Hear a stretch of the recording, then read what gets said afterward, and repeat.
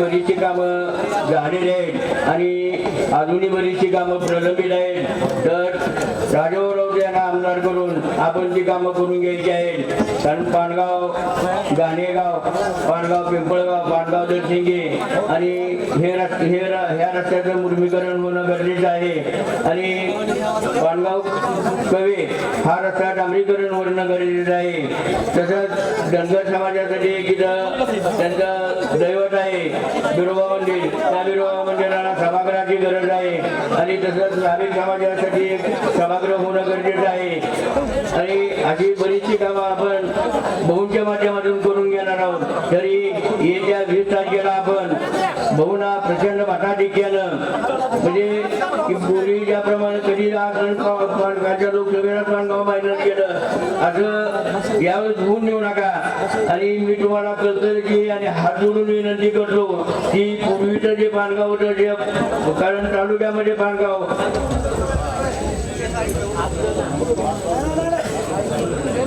कधी विरोधी उमेदवारांना प्लस गेलेला नाही, नेहमी त्यांच्या विरोधात राहिलेले हे गाव आहे. तरी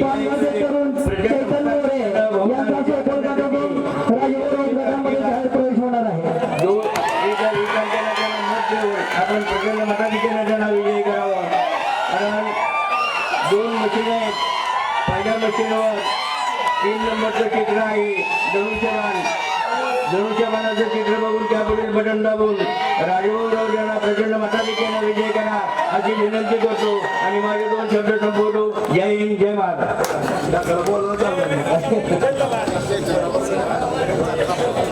यानंतर मनसेचे अध्यक्ष ज्यांनी कालच पांगरीमध्ये राजाभाऊ यांच्या पाठीशी जाहीर प्रवेश केलेला आहे असे अमित रसाळ साहेब यांनी आपले विचार व्यक्त करायचे.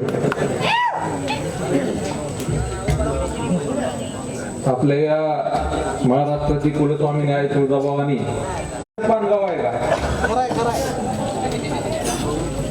एवढा विकास मान्य राजभाऊ यांच्या कालखंडामध्ये झाला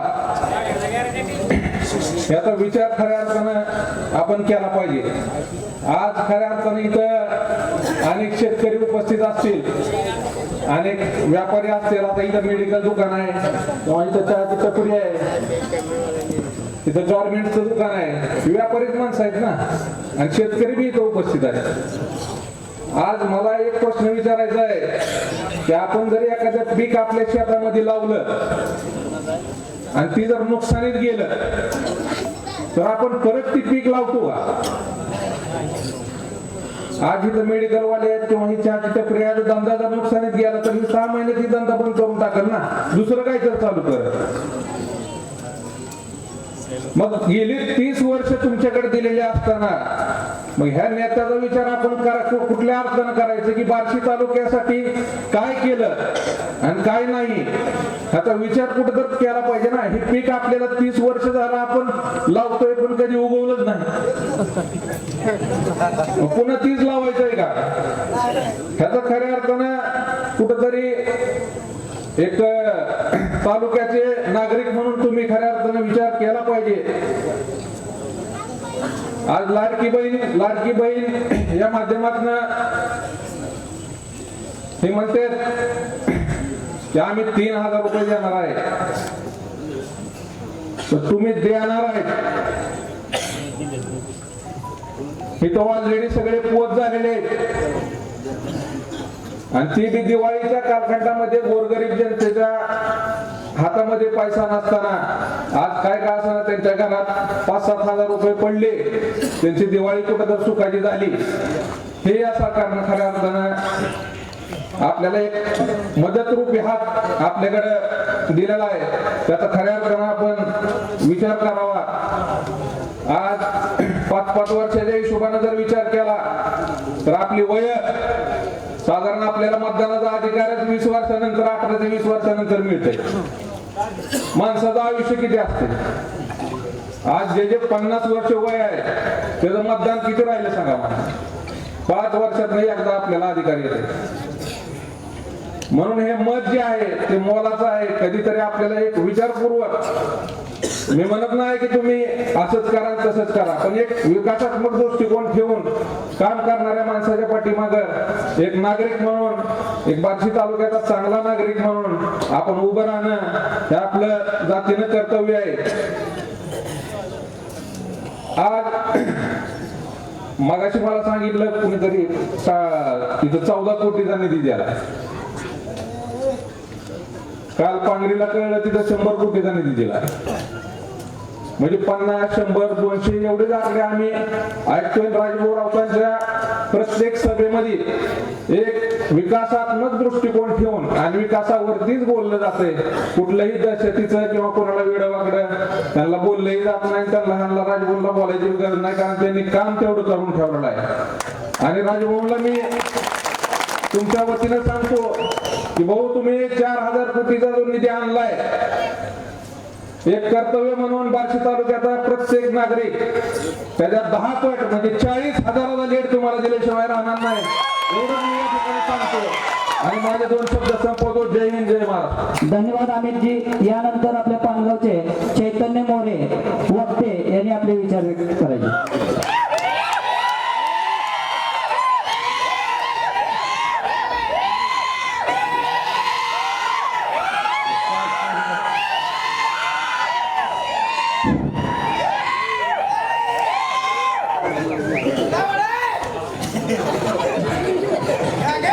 पानगावची जनता, माय माऊली, स्टेजवरील माझे वरिष्ठ, मोठं स्टेज म्हणणार नाही पण छोट्याशा स्टेजवरील जे काय ज्येष्ठ सहकारी असतील ते मला वरिष्ठ असतील, आया बहिणी, ज्या काय माझ्या घरादारातून जोपर्यंत आवाज ऐकू जातोय तोपर्यंत ऐकणाऱ्या भगिनी, माता किंवा बहिणी, मी तुमच्यापुढे 246 क्रमांकातील विधानसभा मतदारसंघ यासाठी तुमच्या प्रचारात उभा राहिलेलो आहे.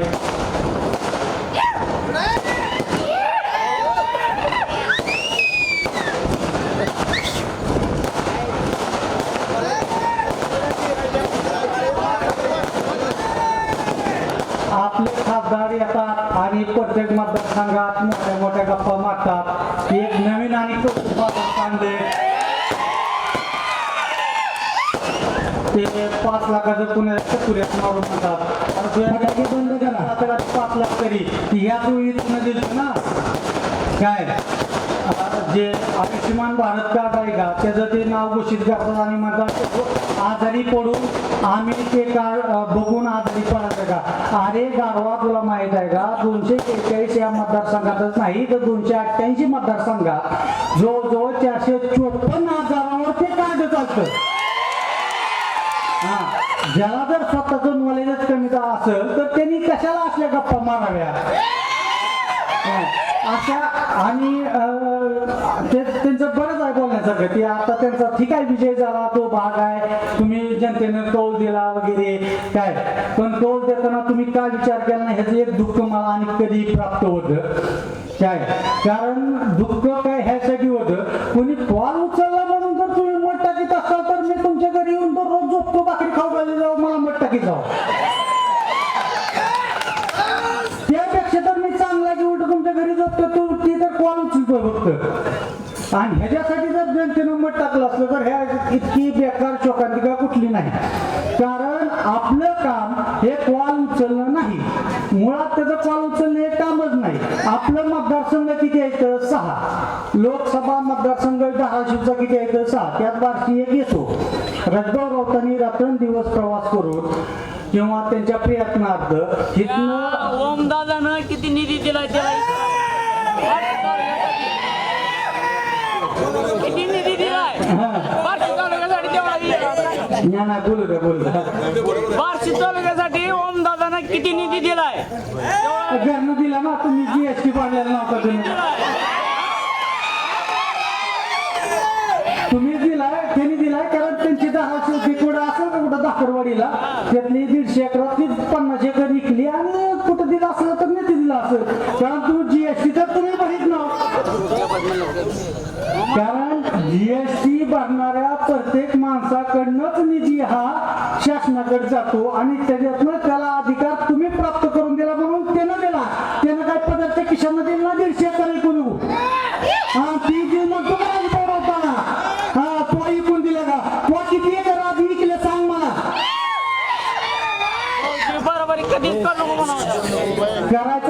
विषयच नाही, पण ती जी सांगतो तो बराबर प्रश्न विचारला. कुठला सागर मोहोळ. कळंबडी. हा सॉरी. सॉरी. पण बराबर प्रश्न विचारला होता त्यांनी. मूळ मग त्याला विषयांचा होतो पुन्हा काय. मग काय होतं ह्यातनं, ह्यांनी मतं मागताना मोदीचे नाव मागितले, मोदीच्या नावावर जिंकून आलो म्हणून राजभवनने त्यांना विधानसभेला तिकीट दिलं म्हणून ह्याच्यासाठी त्यानं कावा करायला चालू केला. आणि पुन्हा राजभवनी प्रत्युत्तर दिल्यावर मी मला बरं तुझ्या जीवावर निवडून आता मी आलो का निवड. अरे तू तुझ्या जीवावर निवडून कधी झाला नाही. तू काय झाला माहिती आहे का, सांगतो जेवण फोन उचलतो, ही चुकीची कल्पना लोकांच्या मनात आधी काढायचा प्रयत्न आम्ही ही पट्ट्या चेतन मोठ्यांनी समजीत करणार आहोत. कारण काम केल्याशिवाय पर्याय नसतो. कारण जिथं जर रस्ता दिसेल तिथं कामच करावं लागतं. जिथं खड्डा आहे तिथं बुजवावं लागतं. आणि खड्डा बुजवायचं काम कोण केलं असतं ह्याच्या काम राबायला म्हणतो का तो. ती काम राबायचं खड्डा बुजवायचं काम हे राज्य पौरातांनी केलेलं आहे. हा आणि ही धमक ठेवली म्हणून हा जिवंत आहे माणूस. हा पण काय नाही चालेल नाही व्हायला सॉरी व्हायला नाही चालेल. पण खरं सांगायचं काय, विकासाचे मुद्दे बाजूला बोलायचे मुद्दे बाजूला सागर सॉरी काय ह्यांनी काय केलं आपल्या माहितीच्या काळात काय काय विकास झाला ह्याच्यावर बोलायचं म्हणलं तर आज कमीत कमी 4,000 कोटीची कामं आपल्या बार्शी तालुक्यात आली. पुन्हा जीवावर आली, कुणी केली.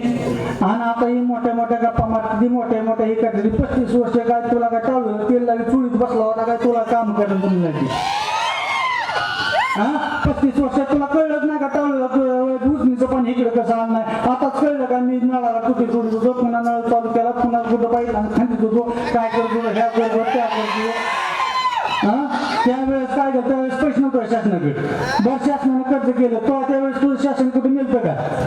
आपण गावरान माणूस आहे. हा त्यावेळेस तुझं शासन होतं, तू सत्तेत होता, तुला समजायचं होतं, तुम्हाला समजा काय करायचं ना बा. कशाला या माणसावर आणायचं होतं. उलट ह्या माणसाला तुला बोला तोंड राहिलं तर ही माणूस गपचीप उभाच राहिला नसता. तुझ्यामुळे ह्या माणसाला उभारायची पाय आली कारण तुला आवडला. 35 वर्षात जी विकास झाला नाही म्हणून ह्या माणसाला उभारायची पाय आली. जर ही 35 वर्षात विकास झाला तर ह्या माणसाला विकास करायची काय तळमळाची गरज काय होती काय. ही साधं लॉजिक हे जनतेनं लक्षात घ्यावं काय.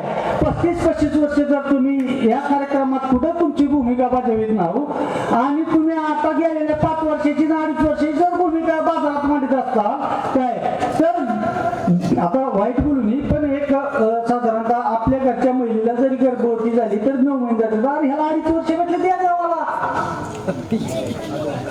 या देवाला फक्त 2.5 वर्ष भेटले ती. आपल्या घरच्या देवीला सध्या 9 महिने 9 दिवस घ्यावं लागतं. इतक्या रात्रीचा विकास करायला जादूची कांडी घेऊन आलेला नाही हा माणूस.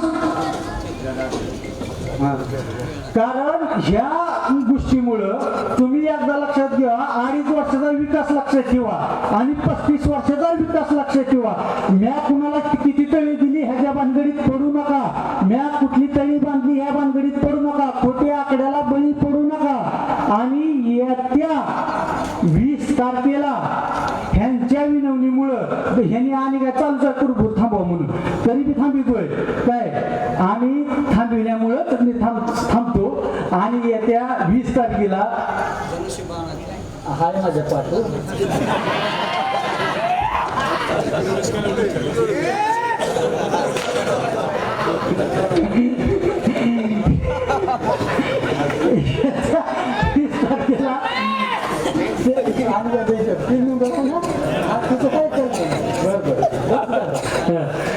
तीन नंबरचं पहिल्या मशीनवरचं 3 नंबरचं बटन दाबून धनुष्यबाण या चिन्हावर च्या समोरचं बटन दाबून विक्रमी मतानं विजयी करा असं मी तुम्हाला सांगणार नाही. करा हे जाहीर करा म्हणून तुम्हाला वचन घेणार आहे.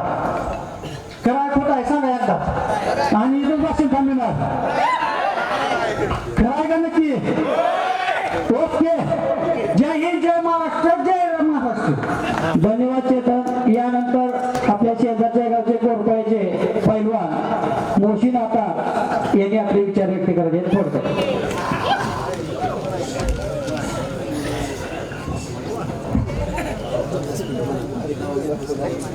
246 वार्षिक विधानसभा निवडणूक 2024 शिवसेना राष्ट्रवादी अजितदादा पवार गट भारतीय जनता पार्टी आरपी आणि मित्र पक्षाचे महायुतीचे अधिकृत उमेदवार त्यांच्या प्रचारार्थ आज पानगाव येथे जाहीर सभा होता. व्यासपीठावर असलेले सर्व मान्यवर, आता सर्वांचीच नावं घेणं कारण टायमिंग भरपूर झालेला आहे. सर्व पदाधिकारी व राजभाऊवर प्रेम करणारी तमाम जनता, आज आपण भाऊच्या प्रकाराच्या सभेसाठी जमलेला आहे. बार्शी तालुक्याच्या विकासाचं मी सांगावं वेगळं असं काही नाही. जो माणूस 2.5 वर्षामध्ये, तसं तर युतीचं सरकार 2.5 वर्षात भाऊला भेटलं आणि 4,000 कोटी रुपयाचा निधी भाऊने या बार्शी तालुक्यासाठी खेचून आणला. असं दमदार नेतृत्व आपल्याला लाभलेला. विकासाच्या बाबतीत बोलायचं झालं तर अनेक रस्ते तुम्ही बघताय. बार्शीवरून कोरपायला येणारा रस्ता, पानगाववरून बार्शीला येणारा रस्ता किंवा पानगाववरून बार्शीला येणारा रस्ता, आज अगोदरची व्यथा बघा तुम्ही किती विसर लागायचा. आज सगळे रस्ते कंप्लीट झालेला. आपला मतदार जागृत आहे. आपण केलेल्या विकास कामाची पोचपावती जर भाऊला द्यायची असं तर येणाऱ्या 20 तारखेला भाऊचं बटन 3 नंबरला आहे आणि तिसऱ्यांदा हॅट्रिक करून भाऊला आमदार आपल्याला करायचं. म्हणून सगळ्यांनी ही विकासाची गाथा जर अशीच कंटिन्यू पुढे चालू ठेवायची असं तर भाऊच्या रूपी धनुष्यबाणासमोरील बटन दाबू, जेवढं होईल तेवढं प्रचंड मताने भाऊला विजय करायचं.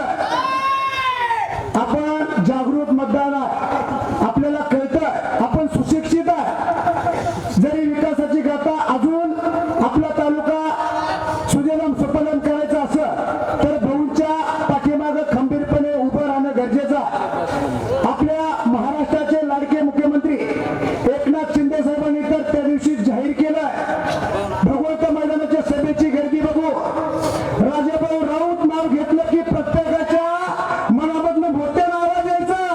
राजाभाऊनी काय जादू केली नेमकं? अहो मुख्यमंत्री साहेब, जादू करायचं कारण जो माणूस 2.5 वर्षामध्ये 4,000 कोटीचा निधी आणू शकतो त्या माणसासाठी मनाने टाळ्या वाजत असतात. इतका विकास निधी हा बार्शी तालुक्याचे खेचून आणलेला आहे. आपण सहज जरी पाण्याचा कुणी ग्लास दिला तर वाकून बघतो ग्लास मध्ये काय आहे का आणि मग पेतो. मग इथला मतदार किती हुशार आहे. जनतेसाठी आमदारानं काय केलं आधी विचार करणार आहे मगच मतदान करणार आहे.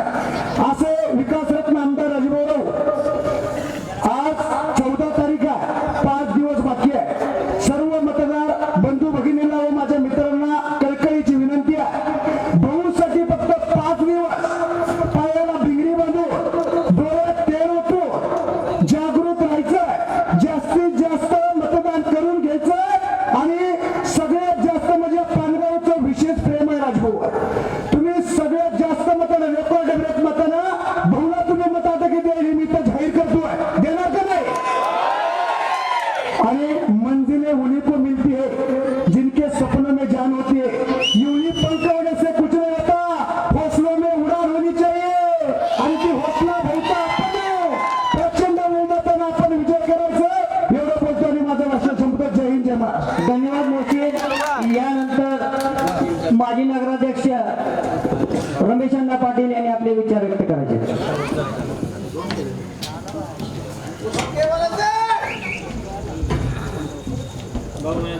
आजच्या या महत्वपूर्ण सभेसाठी आपले उमेदवार, आपल्या सर्वांचे नेते आदरणीय राजाभाऊ राऊत, या सभेचे अध्यक्ष काका पाटील आणि त्या सभेसाठी उपस्थित असलेले सर्व वडीलधारी मंडळी आणि माझ्या तरुण मित्र बांधवांना, मला खरं तर मला आता कळलं म्हणजे मित्राचं नाव काय आहे तुझं? सागर. खरं सागर, मला हेच प्रश्न विचारला, अत्यंत चांगला प्रश्न विचारला. ह्या खासदारला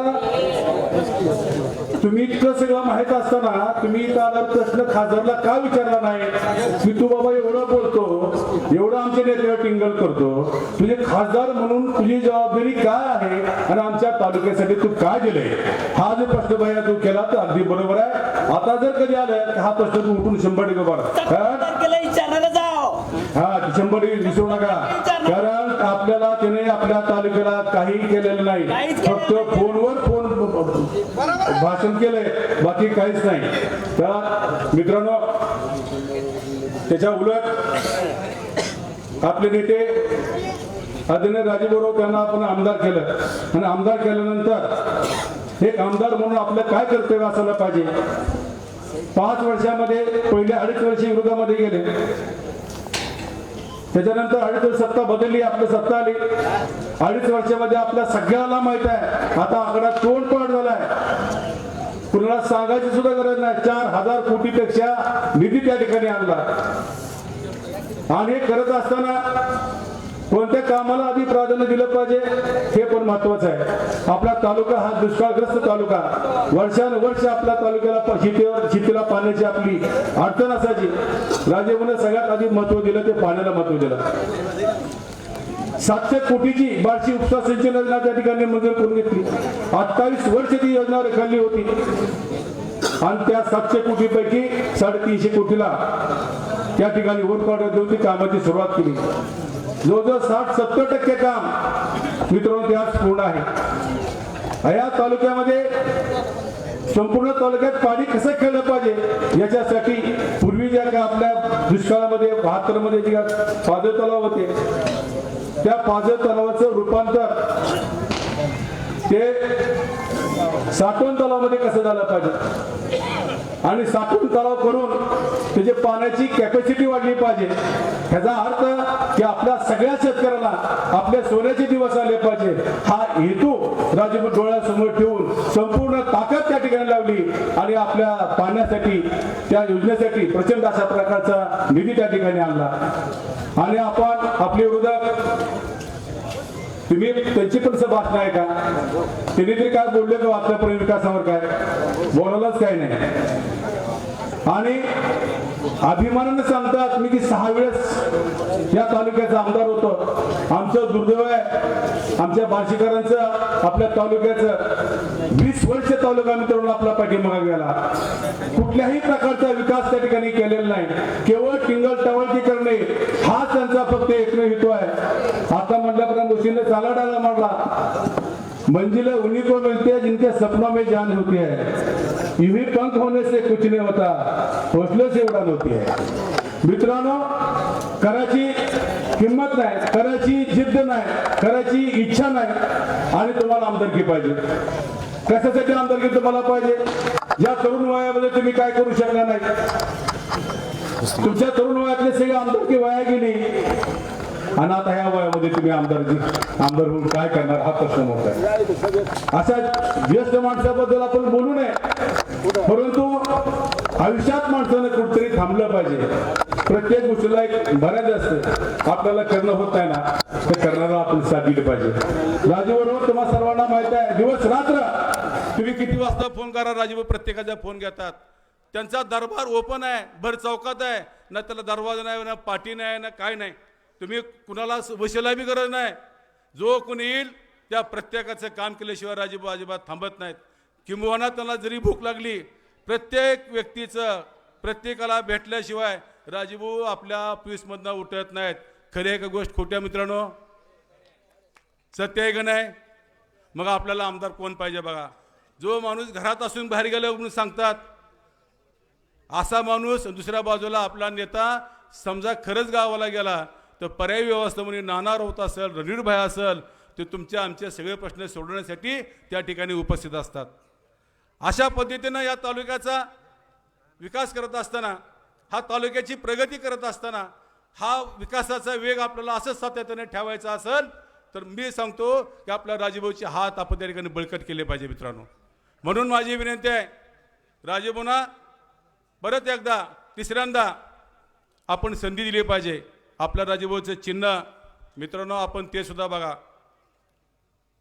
हे धनुष्यबाण चिन्ह राजूभाऊनं आधी म्हणलं तुम्ही भाजपमध्ये उभारणार, पण ती उभारणार म्हणलं की तुम्ही सगळ्यांनाच प्रत्येकानं आपल्या चाहत्या निष्ठावंत कार्यकर्त्यांना स्टेटस ठेवायला चालू केलं.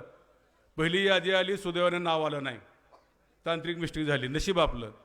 आणि तुमच्या मनातलं चिन्ह आलं, धनुष्यबाण सगळ्यांना म्हणले. मग भाऊला बी थोडंसं सगळ्यांची चिंता वाटली. आम्हा सगळ्या काय प्रमुख कार्यकर्त्याला बोलून घेतलं, म्हणले काय करायला पाहिजे. भाऊ म्हणलं तुमच्या इच्छेपेक्षा जनतेची इच्छा काय आहे त्या बाजूने आपण गेलं पाहिजे.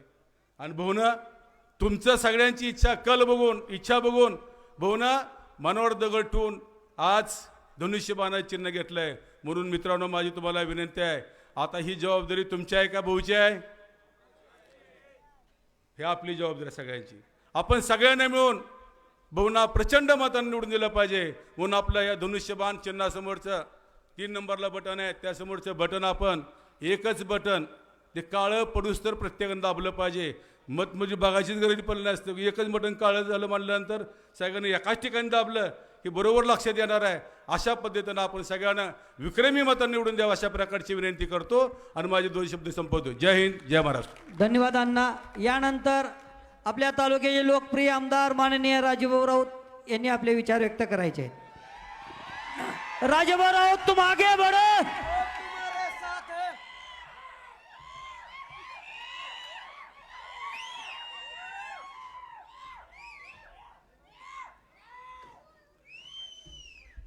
आजच्या पानगावमधील होत असलेल्या या जाहीर सभेच्या निमित्तानं व्यासपीठावरती उपस्थित असलेले सर्व पदाधिकारी, समोर उपस्थित असलेले सर्व माझे वडीलधारी मंडळी, तरुण मित्र बांधव, सर्व शेतकरी बांधव, घराघरातून ऐकणाऱ्या माझ्या सर्व माता भगिनी, आज बांधवांनी या ठिकाणी आज 14 तारीख आहे.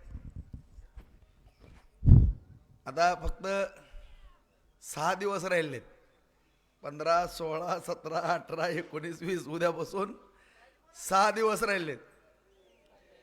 आणि या 6 दिवसाची सगळी जबाबदारी आता तुमच्यावरती येऊन पडलेली.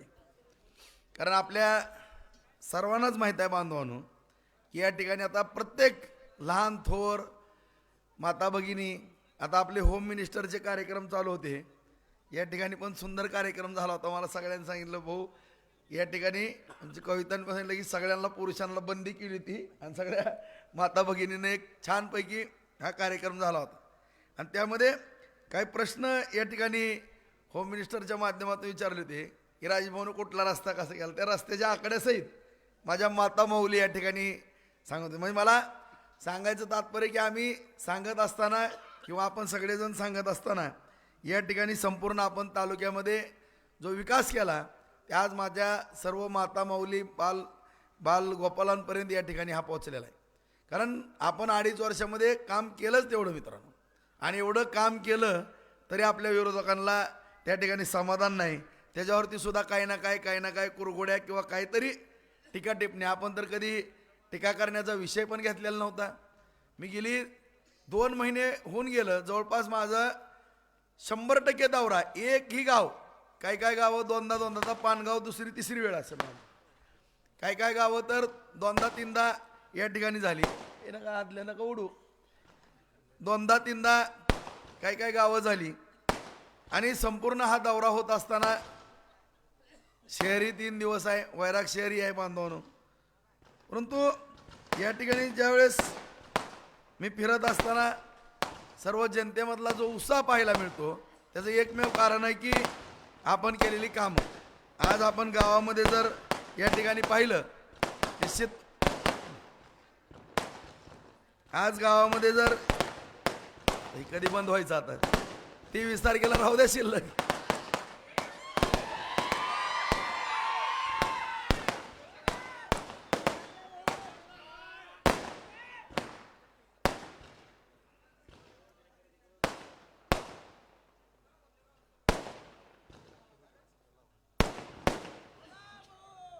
होता की 23चा कार्यक्रम आजच चालू झालाय. आज या ठिकाणी आपल्या गावामधली जर परिस्थिती पाहिली बांधवांनो तर आपल्या सगळ्यालाच माहीत आहे जवळपास गावामध्ये सुद्धा आपण एक सुंदर अशी पाणी पुरवठ्याची योजना जलजीवन योजना मंजूर केली, 4,18,00,000 रुपये. आपला झोटिंग बाबाच्या तिथला साठवण तलाव मंजूर केला, त्याचं काम पण जवळपास आता पूर्ण झाले. पाणीही साठले. मी माहिती घेतली तर कमीत कमी एक 700 ते 800 एकर जमीन त्याच्याखाली ओलिताखाली येणार आहे. ह्याच्यापेक्षा माझ्यासारख्या शेतकऱ्याच्या पोराला दुसरा आनंद कुठला होऊ शकतो मित्रांनो. आज दुसऱ्याही खोरी पाझर तलावासाठी 1,72,00,000 रुपये दिले आहेत. त्याचंही काम, त्याबरोबर या ठिकाणी अहिल्यादेवी राजमाता अहिल्यादेवी सिंचन विहीर योजनेअंतर्गत 34 विहिरी दिलेल्या आहेत. त्याचबरोबर घरकुलंसुद्धा जवळपास 20 घरकुलं या ठिकाणी दिलेले आहेत. आज सगळे रस्ते, आपला पालखी मार्ग वगैरे सगळी जर विहिरीच काढली, सगळे दलित वस्ती साहित्यरत्न लोकशाहीर अण्णाभाऊ साठे योजना, आरो प्लॅन्ट, जिल्हा परिषद शाळा दुरुस्ती, अंगणवाडी वगैरे सगळं, व्यायामशाळा, सगळं जे काही गावातलं सगळं आरोग्य केंद्र वगैरे केलेलं आहे. सभागृहासहित सगळी जर बेरीज केली तर 13 कोटीहून अधिक या ठिकाणी बेरीज या ठिकाणी होती. आज एवढी कामं मला या ठिकाणी सगळी पानगावमधली माझी वडीलधारी मंडळी आहेत आणि मीही गेली 1999 पासून या तालुक्याच्या राजकारणामध्ये येत आहे. 25 वर्ष झालं. एवढी बांधवानो किंवा त्याच्या अगोदरची काही जणांची 15 वर्ष, 40 वर्षामध्ये एवढी कामं पानगावला कधी आली का तेवढं सांगा तुम्ही. आणि 4,000 कोटी बार्शीला कधी आले का?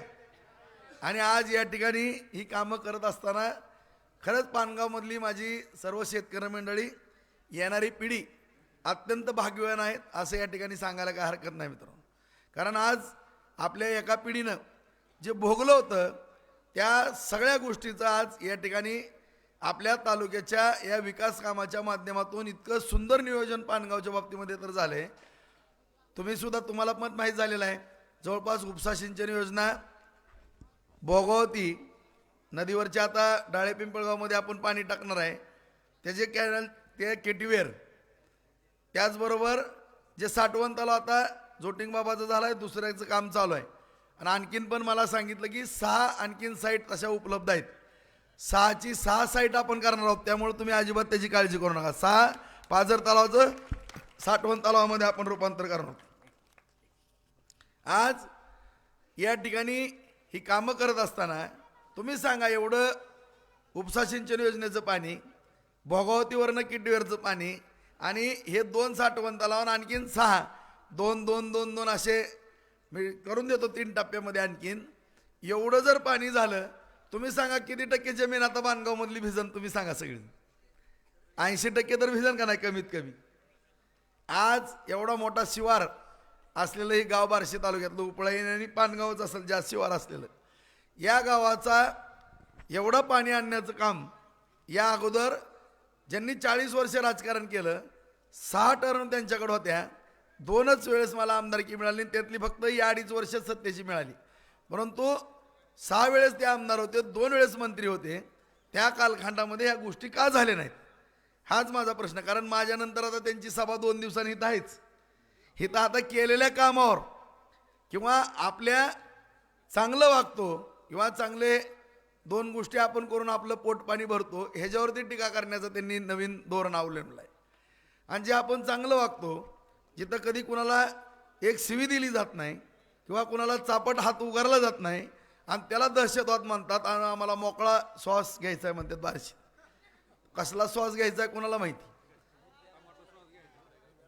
आता काय इतके दिवस गोबर गॅस घेत होते का तुम्ही? मला खरं बांधवांनो मी हात जोडून सांगतो, मी तुम्हालाच नम्रपणे विचारतो की नेमकं ही माणसं विकासाचं बोलायचं सोडून चुकीच्या पद्धतीची टीका कशी करतात? कारण ह्यांना कावीळ झाली त्यामुळं पिवळं दिसतंय आणि ज्या ज्या ह्यांच्या अंगातले गुण आहेत ते माझ्या ह्याच्यात उतरवायला बघतात. सगळे पत्रकार पण हित आहेत बांधवून. तुम्ही पण सांगा आता.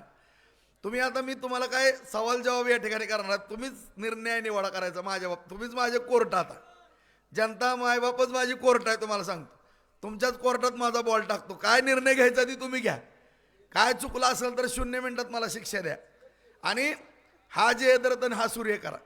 कारण आज या बार्शी तालुक्यामध्ये आपण सगळेजण पाहता बांधवानो की आज 2.5 वर्षापूर्वी माननीय पंतप्रधान नरेंद्र मोदी साहेब यांच्या मार्गदर्शनाखाली शिंदेसाहेब मुख्यमंत्री झाले, देवेंद्र फडणवीस साहेब उपमुख्यमंत्री झाले.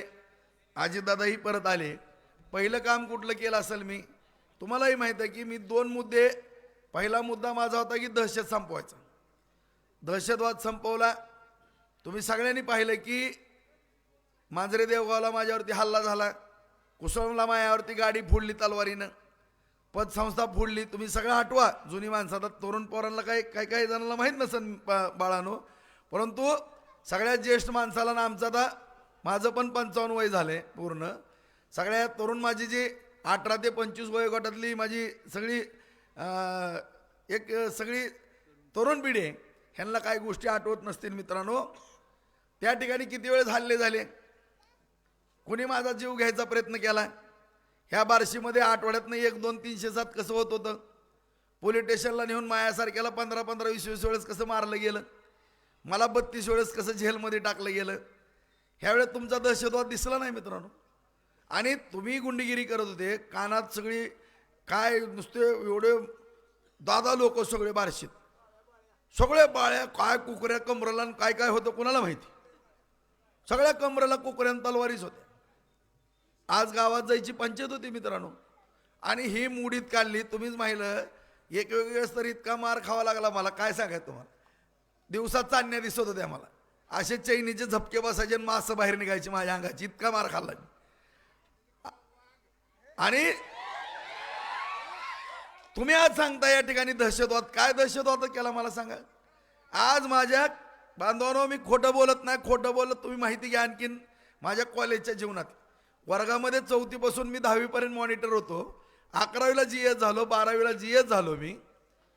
आज माझ्या कॉलेजला, बार्शी कॉलेजला, माझ्या खेड्यातली मुलगी सुद्धा सुरक्षित नव्हती. मी जबाबदारीने बोलतो, जबाबदारीने.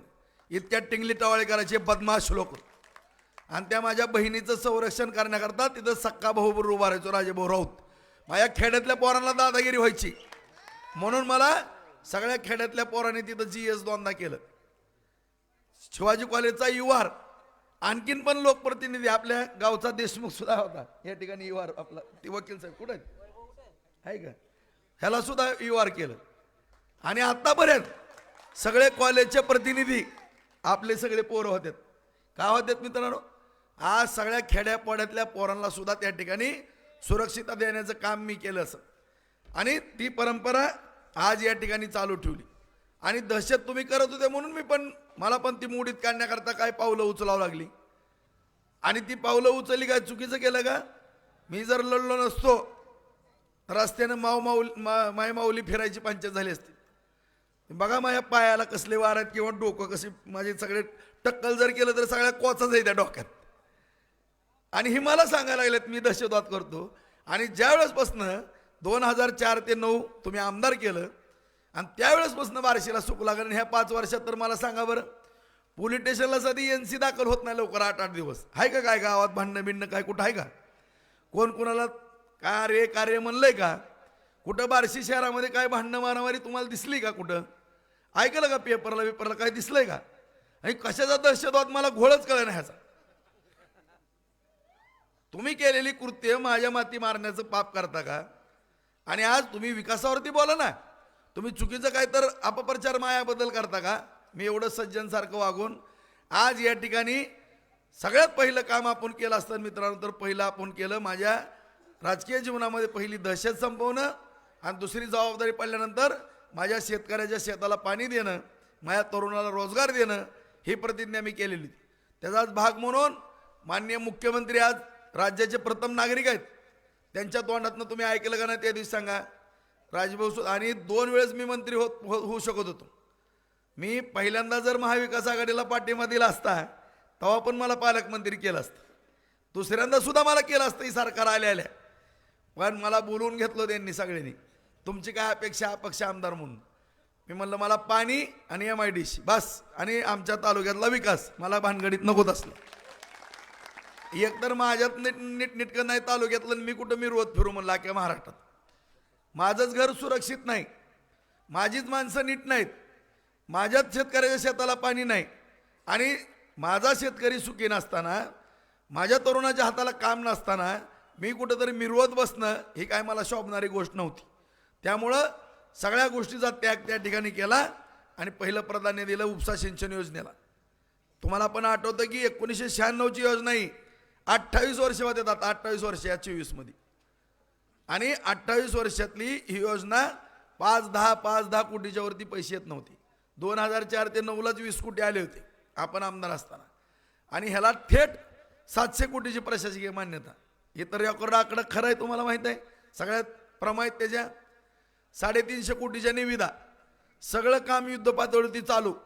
सगळं तुम्ही सगळे भागामध्ये विचारा, तुमच्याकडे पण झालं असेल. पाईप पडली का नाहीत, आलं का नाही सगळी पाईप. येणाऱ्या 8 महिने ते 1 वर्षाच्या आत हे सगळं काम पूर्ण होणार आहे. आणि होता होईल एवढं ही निवडणूक झाली की आठवड्यातनं 1 चक्कर माझी या कामावरती असेल. काही करून ह्या उन्हाळ्यामध्ये माझ्या शेतकऱ्याच्या रानात पाणी नेणार म्हणलं की नेणारच, काय पण होती. आहे का तुमची ताकद तेवढी? बोला बरं असं जाहीरपणाने, एवढं मी करतो आणि ह्या दिवसात करतो. आहे का हिंमत? आणि आज एवढं मोठं काम केलं मित्रांनो, त्याच्यावरती परत अभ्यास केला मी. कॅनलच्या ऐवजी इस्रायल पद्धतीनं नवीन नियम झाला, ओपन कॅनलमधनं पाणी द्यायचं नाही, बंदिस्त पाईप पाणी द्यायचं. त्याच्यामध्ये मग मला डाऊट आलं. आपलं 2.59 TMC पाणी आहे 15,000 हेक्टरला, त्यातलं 2450 हेक्टर माड्याचं आणि 2250 हेक्टर आपलं 12,550 हेक्टर आपलं. आणि त्यामध्ये पाईपलाईननं पाणी जातंय म्हणल्यानंतर आपलं पाणी शिल्लक राहतंय. मला लगेच डाऊट आला किंवा माझी खात्री पटली. मी खाजगी सर्वेअर नेमले, शास्त्राचे अधिकारी नेमले आणि सगळ्याकडनं सर्वे करून घेतला. 0.63 TMC पाणी शिल्लक राहील. आणि त्याच्यावरती मी 3रा टप्पा म्हणून योजना बनवली. आणि ती योजना अशी आहे की आता तावडीच्या तळ्यामध्ये 4-5 महिन्यामध्ये पाणी येतं. जामगावपासून तिथनं रेल्वे लाईनचे पण 5 कोटी भरले, ती लाईन क्रॉस होती आणि 4 ते 5 महिन्यामध्ये तावडीमध्ये पाणी पडते. तावडीतनं पाणी उचलून आपण खामगावच्या माळावर घेतोय. तिथनं पाणी ह्या ढाळे पिंपळगावच्या धरणामध्ये, ढाळे पिंपळगावच्या सुद्धा भागातल्या सगळ्या बावी, साकत, घाणेगाव, भोगावतीच्या काठच्या सगळ्या शेतकऱ्यांना सांगू इच्छितो की त्यावेळेस सुद्धा तुम्हाला आठवत असेल, शेलगावपासनं नुसत्या दुर्बिणी लावल्या, वाकडी तिकडी करून नुसते फोटो, तसले ती फ्लॅक्स 15 वर्षे, टुटी, पाणी, काय खड्डा, पैप हातरला, असली नाटकं तिथं केली, परंतु प्रत्यक्ष काहीच नव्हतं. परंतु आज सर्वे केलेला आहे, तिथून पाणी ढाळे पिंपळगावमध्ये पडणार आहे आणि ढाळे पिंपळगावनं थेट आपल्या उंडेगावपर्यंत हे पाणी खालच्या सगळ्या साकत, घाणेगाव, ही सगळा खालचा परिसर आहे, सगळ्या परिसराला त्या ठिकाणी पाणी मिळणार आहे. आणि बावीच्या तळ्यामध्ये सुद्धा कमीत कमी 3 वेळेस दरवर्षी आणि जास्तीत जास्त 4 वेळेस पाणी पडणार आहे मित्रांनो. 3 ते 4 वेळेस. मग मला सांगा, 3 ते 4 वेळेस जर पाणी पडलं आणि 3 ते 4 वेळेस जर ही किटवेर भरले गेले, 18 किटवेर केलेत आपण नागझरीन भोगावतीवरती, सगळे जवळपास पूर्ण झालेत. हे जर भरले तर काय कोरडं राहणार आहे मला या भागात सांगा बरं.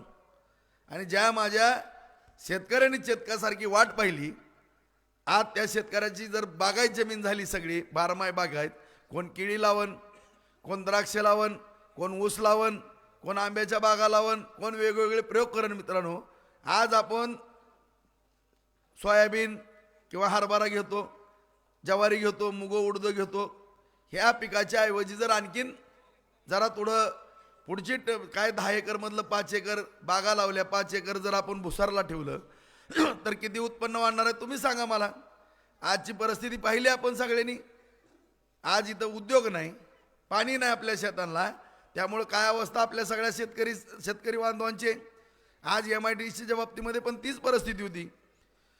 तोही मुद्दा आपण माननीय राणेसाहेबांच्या माध्यमातून 2004 ते 9 त्या कालखंडामध्ये ती जागा संपादित केली. आणि ती जागा संपादित केली, दुर्दैवानं 9ला आपण पडलो, 14ला पडलो, 10 वर्ष ठप, काही नव्हतं. 5 वर्ष तुम्ही मला आमदार केलं, परत त्याचं काम हातात घेतलं. नगरपालिकेतनं पाणी तिथं 25 लाख लिटर देतोय आपण, काम चालू आहे. त्याचबरोबर सबस्टेशन तिथं केलं, 2.5 MVAचे ट्रान्सफॉर्मर तिथं दिले. तुम्ही जाऊन बघा घाताच्या वाडीला ट्रान्सफॉर्मर सबस्टेशनचं काम पूर्ण झालंय. आणि पाणी आणि लाईट त्या ठिकाणी आल्याबरोबर, सुरू झाल्याबरोबर सगळ्या कारखानदारांनी प्लॉट घेतलेले कारखाने सुरू केले, सगळे कारखान्याची कामं चालू झाले. त्या MIDC मध्ये 600 एकरची जागा होती. परंतु आता सगळ्या शेतकऱ्यांना असं वाटतं की माझा काळजाचा तुकडा जमिनीचा जाऊ नये. मला सांगितलं भाऊ 135 एकर जमीन घेतली, आता ह्याच्या पुढे आमची जमीन घेऊ नका. ठीक आहे, थांबलो मी. 135 एकरवर थांबवलं. 135 एकरमध्ये सुद्धा चांगले कारखाने होते, कारण 10-12 हजार पोरांना काम मिळालं असतं तिथं. परंतु त्या ठिकाणी शेतकरी बांधवांच्या काही व्यथा मी ऐकल्या, त्यामुळे तिथलं पुढचं जागा ताब्यात घेण्याचा निर्णय थांबवला. त्या ठिकाणी आता 4 ते 5 हजार पोरांना काम मिळेल अशा पद्धतीचे कारखाने तिथं उभारायला लागले. त्याच्यानंतर निर्णय घेतला की उपळाईच्या माळावर सिंद्रीच्या त्याच्यामध्ये जागा भरपूर शिल्लक आहे, तिथं आपण एक MIDC करायची. दुसरा विषय, संतनाथ कारखाना ह्या करणीच्या बहादरनी बंद पाडला. कामगारांच्या पगारी दिली नाहीत, देशोधडीला गेली, लेकर बाळ उपाशी मिली त्यांची, त्यांच्या अंगावरती कपडे घालायला नव्हते. मित्रांनो, एवढ्या अधिकाऱ्यांच्या बायका सुद्धा की ते माझ्या माता माऊली सुद्धा आज धुणं भांड्याला गेल्यात. इतकी वाईट अवस्था त्यांनी त्या ठिकाणी आणली. रडत होती. मी जर कधी त्या कारखान्यावर गेलो तर रडायची. कधी कधी मला डोळ्याला पाणी आलं. गणवेश पुस्तकं त्या ठिकाणी मी पाठवायची. तुम्हाला सांगतो, मी मोठेपणा कुठं फोटो पण काढला नाही त्याचा. आणि ही अवस्था त्या कारखान्याची केली. त्या कारखान्याच्या बाबतीमध्ये सुद्धा आपण चांगला सकारात्मक निर्णय घेतोय. तो लिक्विडेटरच्या ताब्यात आहे. 2दा MIDCच्या मंत्र्यांबरोबर माझ्या बैठका झालेल्या आहेत. त्या ठिकाणी निर्णय असा घेण्याचं ठरलेलं आहे की 283 एकर जमीन होती, मिरगण्यांच्या ताब्यात कारखाना होता, त्यावेळेस त्यांनी 40 एकर विकली, काही कर्ज भरलेलं आहे. 243 एकर जमीन राहिलेली आहे. कारखान्याला एवढ्या जमिनीची गरज नाही. 40-50 एकर जमीन असली तरी त्या ठिकाणी भागतंय. 180 एकर जमीन आपण MIDCला देण्याचा निर्णय घेतोय. आणि 180 एकर जमीन दिल्यानंतर त्या ठिकाणी कमीत कमी 100 कोटी रुपये त्या कारखान्याला सरकारकडनं मिळणार आहेत. आणि बाकीचे उर्वरित आपण शेअर्स जमा करू. शेतकऱ्याची इच्छा असेल तर सहकारात करू.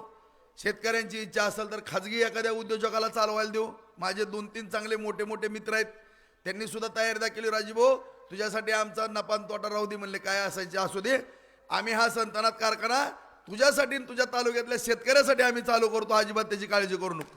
असं सुद्धा माझ्या मित्रांनी माझ्यासाठी त्या करण्याचा निर्णय या ठिकाणी घेतलेला आहे. बांधवानो, तसं तुमचं कर्तृत्व आहे का सांगा.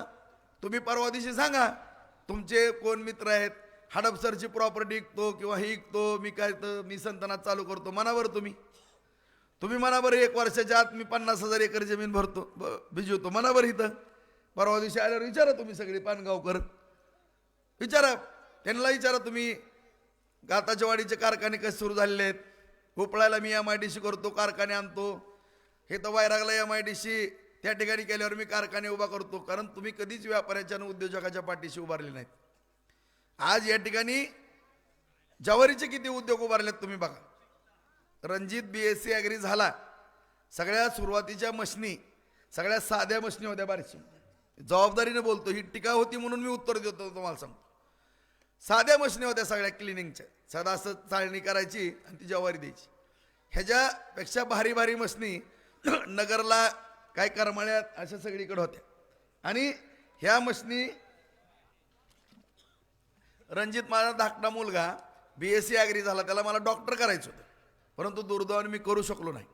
त्याला हॉस्पिटल काढायला 2.5 एकर जागा ठेवली होती आमच्या खालच्या माळ्यातली, पण ती पण परत विकली. जाऊ द्या, ते डॉक्टर झालं नाही म्हणून. आणि त्याला BSc ॲग्री केलं. सांगतो मित्रांनो, माझ्यावर टीका होती म्हणून मी उत्तर देतो, कारण विनाकारण माझ्यावरती टीका होती. ह्यांचेच धंदे सगळे, ह्यांचेच धंदे. आज ज्वारीच्या त्यांनी शॉर्टेजच्या लेटेस्ट मशिनरी बसवल्या. तात्या त्यांनी अभ्यास केला. तात्या म्हणला मी आणखी नवीन टेक्नॉलॉजी आणली, म्हणला असल्या मशनी बसवून. म्हणलं बाळा बसव, कारण प्रत्येक आईवडिलाला वाटतं की माझं पोरगं छोट्या मोठ्या व्यवसायात. 1.25 कोटीची मशीन बसवली त्यांनी. इतकी सुंदर क्वालिटी आली. सुंदर क्वालिटी आल्यामुळं सगळ्या बाजारामध्ये आपल्या बार्शीची ज्वारी चालली. त्याच्यामुळं 10 बार्शीतल्या उद्योजकांनी नवीन मशनी आणल्या. आणि ह्या सगळ्या शॉर्टेजच्या नवीन लेटेस्ट मशनी आणल्यामुळं आपल्या बार्शी तालुक्याची ज्वारी अख्ख्या देशामध्ये सगळीकडे चालली. इतकी सुंदर, एक म्हणजे मातीचा खडा सुद्धा नाही, इतकी स्वच्छ ज्वारी त्या ठिकाणी डायरेक्ट पिठाच्या गिरणीत टाकायची, दळायची. अशा पद्धतीने चालली. इतर तालुक्यातली आवक थांबली आणि बार्शी तालुक्यामध्ये कमीत कमी ज्वारीची 5,000 कट्टा आवक होती, 20,000 कट्टा आवक झाली. 25-30 तालुक्यातनं माल, 4-4, 5-5 जिल्ह्यातनं माल यायला लागला. मित्रांनो, आज ही काही एका पोरानं प्रगती केली म्हणजे काय गैर केलं का? बरं व्यापार करत असला कुणाचे 10 पैसे बुडवले का तिथं? कुणाला काय उलट सुलट बोलला काय केला ती तर सकाळी 9ला जाते पोरग रात्री 10-11ला घरी येते. ते राजकारणात आताच कुठं उपळ्याची जबाबदारी टाकली त्याच्यावर 10-15 दिवस बघ बाळा म्हणलं. आज डाळ मिलच्या बाबतीत मला तात्या मला डाळ मिल करायची म्हणलं कर बाळा काय प्रोत्साहन द्यायचं आपण. महाराष्ट्र बँकेत फाईल केली तिथं डाळ मिल केली. आज डाळ मिल 18 गाड्याचे त्या बाजारात नंतर आणखीन हरभरा पण मी नीट घेतला नाही. हरभराच नव्हता ह्या वर्षी सगळ्या फेडरेशनचा वगैरे हरभरा घेतला मिल चालवली चांगल्या पद्धतीत. मला एवढंच मी सांगतो सगळीजण माहिती घ्या मराठा समाजातलं पहिलं पोरग असेल बघा ती डाळ मिलमध्ये उतरलेलं नाही तर सगळे जे उद्योजक आहेत बिचारे ते सगळे माहेश्वरी समाज आहेत जैन समाजातले आहेत गुजरातचे. त्याच्याबरोबर बसणं उठणं त्या पोराचं आहे म्हणून मला म्हणला माझ्या मित्रांच्या डाळ मिल आहेत तात्या मी डाळ मिल करू का. अण्णा त्यांनी डाळ मिल केली चांगली चालवली सगळ्यापेक्षा टॉपला गेला. त्या पोराच्या नावानं बोटं मोडायला लागली. आता काय मला ह्यांचं घोळच कळलं नाही. अरे त्यांनी काय लबाडी केली काय केलं कुणाचं 10 पैसे कुठं ती व्यसनी पोरगा काय हॉटेलमध्ये नाश्ता तर करायला जातं का ते सांगा तुम्ही. आणि राजभाऊनच उद्योग केले राजभाऊच उद्योग करतात. आता नानाने कुठं खडीची मशीन टाकली नानाच म्हणले खडी विकतंय स्वतःची म्हणले. अरे पण नाना खडी देत असताना नाना त्या खडीची वाळू करून विकत असताना जी माझी गोरगरिबाची पोरा 4 कामं घेतात त्यांना उदार माल देतो बिल निघाल्यानंतर त्याचे पैसे घेतो. आता गोरगरिबाच्या पोरांनी कामं करून का बरं कुणाकडनं आम्ही 10 पैसे घेतले का म्हणून घेतले का 10 पैसे. तुम्ही पानगावमधली सगळी मंडळी तर एवढी किती कामं दिलीत तुम्हाला. कोणी कामं केले तरी बाबा नाही तर कोण तुम्हीच करता मला काय माहीत नाही. घेतलं का बाबा कुणाकडे मी मटण खायला आलो चपटी मागितली का मी चपटीवाला आहे का. आम्ही मटण पण खात नाही हां सोडून देऊन टाकलं. मटण काय मासं नाही अंडी पण नाही ओमला आता काय करायचं. कुणाच्या भानगडीत पण नाही मी. अरे तुम्ही एक 10 लाखाचं काम दिलं तर तुम्ही 5% 10% घेणारी माणसं. मी आयुष्यात पण कुठल्या अख्ख्या तालुक्यामध्ये विचारा सगळ्यांनी कुणी कामं केल्यात. कुणी जर म्हणलं की राजभाऊ राऊतांनी कमिशन घेतलं हाय असं मी घरी जातो मला गरज पण नाही त्या राजकारणाची. कारण मी माझ्या छोट्या मोठ्या व्यवसायावरती समाधानी आहेत. आम्ही सगळे उद्योग व्यवसाय करतो मित्रांनो. कुणाच्या खिशात कधी हात घालत नाही आणि घालायचा पण नाही. ज्या दिवशी तशी वेळ येईल तुमच्या सगळ्याची एक मोठी सभा घेईल माफी मागेल की बाबा माझी आर्थिक परिस्थिती ढासळी मी राजकारण करू शकत नाही मी घरी कुळवावरती जाईल दारं धरल पण तसला फालतूक धंदा कधी मी बार्शी तालुक्यामध्ये करणार नाही. एवढं प्रामाणिकपणाने मी तुम्हाला शब्द देतो. कुणी म्हणा कुणाच्या कामामध्ये 10-20 हजार रुपये कधी मागितले तालुक्यामध्ये. माझ्या निवडणुकीला 2 निवडणुकीला पैसे कमी पडले कधी सुद्धा मी कुणापुढं मी वाच्यता सुद्धा केली नाही. 2009 आणि 14 तुमच्या समोरची घटना आहे. माझ्यावरती दूध संघाचं कर्ज झालं मार्केट कमिटीचं कर्ज झालं 13 कोटी मार्केट कमिटीचं व्याज भरलं 10 कोटी दूध संघात नुकसान आलं मला. परंतु मी कधी सुद्धा रडत बसलो नाही. जेवढी अन्नाची जमीन आहे 42 एकर जमीन विकत बसलून पैसे भरले. राहिलेल्या जमिनीत प्लॉटिंग करत बसलो परत आणि 4 पैसे मिळून माझा परपंच सांभाळला. कधी कुणाला तारा दिली नाही. कुणाची टोपी कुणाला 1 लाख रुपये कुणाचे घेतलेत 50,000 घेतलेत कुणाकडनं घेतलेत बुडवलं दाखवा बरं तुम्ही. एक उदाहरण आहे का माझं. कुणी पण म्हणा राजभाऊ राऊतांनी 10,000 कुणाचे घेतले आणि बुडवले मित्रांनो. परंतु ह्या नालायकांनी 18,000 लोकांचे शेअर्स घेतले. ह्या पानगावमधनं सुद्धा 2-250 शेअर्स घेतले असते सोसायटी घेताना बरोबर आहे. तुम्हीच होते कारभारी गाडे साहेब बँकेचे दवा. किती घेतले किती शेअर्स घेतले तुम्ही 440 लाख बरोबर आहे. 40 लाख या पानगावकरांचे बुडवले. देणगी म्हणून पावती दिली. लाज वाटते का तुम्हाला. तुम्ही अशा पद्धतीने माझ्यासारख्यावर आरोप करता का तुम्ही लाज वाटायला पाहिजे तुम्हाला. 18 कोटी रुपये माझ्या शेतकऱ्यांचे बुडवले तुम्ही. 30 कोटी रुपये ऊसाची बिलं बुडवता तुम्ही आणि आमच्यावर टीका करता. काय आम्ही पाप केले या तालुक्यामध्ये आम्हाला सांगा. फक्त तुमच्या विरोधात लढलो तुमची दहशत संपवली तुमची मक्तेदारी संपवली तुमची सावकारकी संपवली म्हणून तुम्ही आमच्या चांगलं वागत असताना आमच्या नावानं खापर फोडायचा प्रयत्न करता का. आज 30 कोटी रुपये बुडवले बांधवानो. आज माझ्या शेतकऱ्याच्या मुलींची लग्न मोडली पोरांचं शिक्षण थांबलं. शेवटी ते बजरंग सोनवणे कारखाना घ्यायला आले लिलावातला. बजरंगराव म्हणलं खासदार झाले तर ते कारखाना जर घ्यायचा आणि गाळप करायचा असेल तर माझ्या शेतकऱ्याचे पैसे दिल्याशिवाय मी मुळी टाकून देणार नाही. कलेक्टर पुढे नेलं तिथं बैठका झाल्या लिहून घेतलं.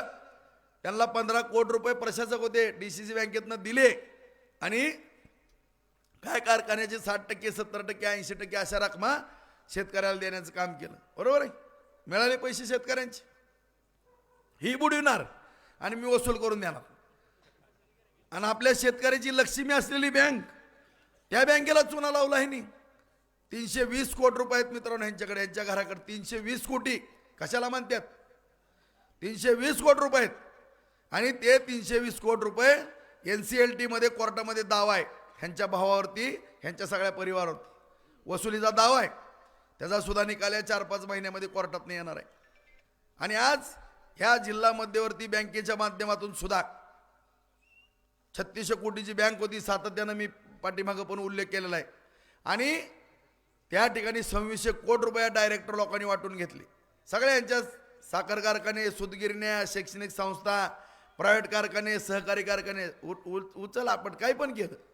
फक्त 500 कोटी रुपये आपल्या शेतकरी बांधवाला कर्ज दिलं, 500 कोटी. आणि कुठला माझा शेतकरी थकला की त्याच्या दारात हलक्या वाजवायचे, आठवतंय ना? हलक्याच वाजवायचे ना. आणि ह्यांच्याकडे 100 कोटी थकले तरी ह्यांना हार तुरे काय आणखीन कसलं कसलं काय काय असायचं. ही या जिल्ह्यातली व्यथा. आणि त्याच्यासाठी मी लढलो.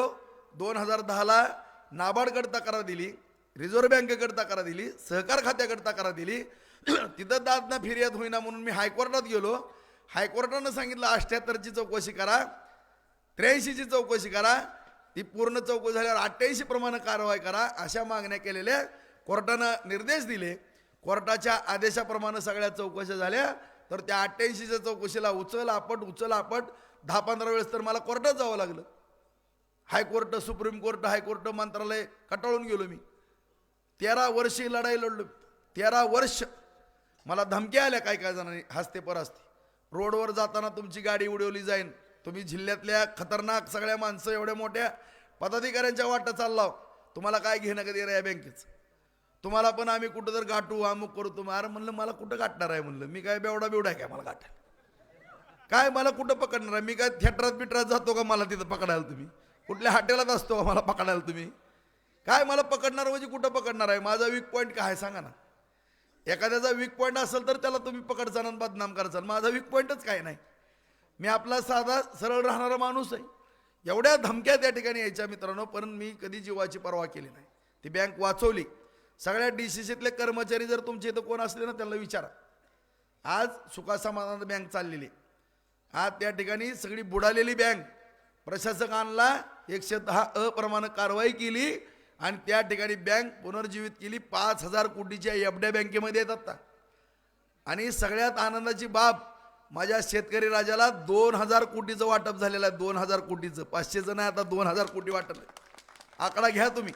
सगळ्या बँकेच्या कर्मचारी ह्याला म्हणतात मी आणखीन बाहेरच आहे, कधीतरी बँकेत जातो किंवा फोनवर बँक चालवली, तुम्हाला सांगतो फक्त फोनवर, बरोबर आहे गाडी. पगारवाढ पण केली, सगळंच केलं. कुठल्या शेतकऱ्याकडनं 5% 2% ती नवजुनं करायला कोणाला घेऊन दिलं नाही. कम करायला होतं की तसलं 5-5% बांगल्यातनं यायचे सगळे पैसे, असं होऊन दिलं नाही. ताबडतोब कर्ज, ताबडतोब कर्ज त्या ठिकाणी 2000 कोटी दिले. रोज माझे शेतकरी येतात, भाऊ माझा रोका करायचा 50,000 लाख 2, बस पाणी घ्या, चहा घ्या, फोन. 1 रुपया कोणी मागत नाही, धाडस करत नाही. का तर त्या बिचाऱ्या कर्मचाऱ्यांचे सुद्धा 1.5 दुप्पट पगारी वाढवलेत, त्यामुळे त्यांचं पण चांगलं केलंय. आणि अशा रीतीनं ह्या बँकेची कहाणी तशी. आणि ह्या सगळ्याचा निकाल घुसळून होऊन सुनावण्या होऊन त्या दिवशी 6 दिवसापूर्वी लागला. 238 कोटीची ह्यांच्याकडे वसुली काढली. ह्या महाठक सगळे आली बाबा 40 चोराची टोळी. आणि परत माझ्या नावानं बोलतात, मुख्यमंत्री आले आणि माझ्यावर फुकटची उगाच कारवाई केली. फुकटची कारवाई आहे. 13 वर्ष चाललं ही मॅटर. 13 वर्ष याच्या सुनावण्या झाल्यात, तुम्हाला सांगतो. सगळ्याला संधी दिली. 13 वर्षानंतर निकाल लागला. आणि व्याजासकट ती मूळ म्हणजे नुकसान केलेल्याची भरपाई 238 कोटी, मूळ त्याचं मुद्दल आणि त्याच्यावरती व्याज 12%ने 12-13 वर्षाचं काय तर 950 कोटी रुपयाची वसुली या 35 जणांकडनं काढली. आपल्यातला करणीचा भादर 30 कोटी आहे, व्याजासकट 85 कोटी रुपये होईल. इकडं 320 कोटी. आकडे बघा. सगळ्या बँकेला टोप्या घातल्यात. बँक ऑफ इंडियाला टोपी घातली, स्वतःची बँक त्याची रिझर्व्ह बँकेनं बंद केली. बाजार समितीमध्ये 15 कोटी खाल्ले. त्या बाजार समितीमध्ये पैसे खाल्ले म्हणून 420चा गुन्हा दाखल झाला त्यांच्यावरती. तुम्ही बघा ते ॲफिडेविट आहे का, प्रतिज्ञापत्र बघितलं का, त्याच्यावरती 420चा गुन्हा दाखल आहे का पत्रकारांनो, बरोबर आहे का, आहे का आमच्यावर असा 420चा गुन्हा दाखल. आता दुसरा गुन्हा ह्यांच्यावरती दाखल होणार आहे ह्या बँकेमध्ये अफरातफर केली म्हणून. परत तिसरा गुन्हा होणार आहे त्या रावसाहेब मनगिरे मालकाची जमीन पुण्याची हाणली म्हणून, त्याच्यामध्ये सुद्धा हाणाणी केली. त्याच्यात सुद्धा त्या महासंचालकानं त्या तक्रारीत म्हणलंय की ह्यांच्यावरती 420 काय 467-65 प्रमाणे गुन्हा दाखल करा, शिफारस केली त्यांनी. आणि हे 3 गुन्ह्याला पात्र 420च्या. 420 म्हणजे काय असतं मित्रांनो तुम्ही सांगा बरं.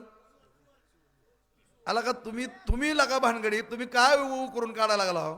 तुम्ही एक बोललं तर 10 उत्तर आहेत माझ्याजवळ. मी विकासाच्या दिशेने चाललो, तुम्हाला पण हात जोडले की हात जोडतो बाबा, तुम्ही मला काय बोलू नका, मला खोड्या करू नका, मला तालुक्यातला विकास करायचा माझ्या पद्धतीने बघू द्या. किती विकास करतो आपण या ठिकाणी. मार्केट कमिटीची अवस्था वाईट केली ती, कशी मार्केट कमिटी आहे जाऊन बघा.